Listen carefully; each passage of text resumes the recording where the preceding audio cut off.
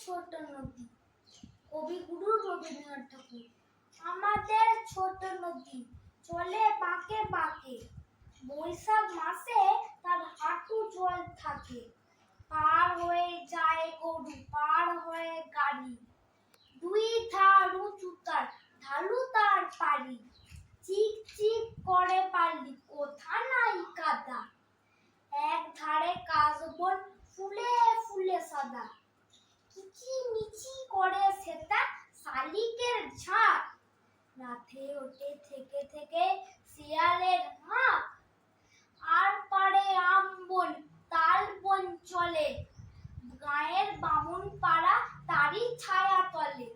তীরে তীরে ছেলে মেয়ে নাহি বা কালে, গামছায় জল ভরি গায়ে তারা ঢালে।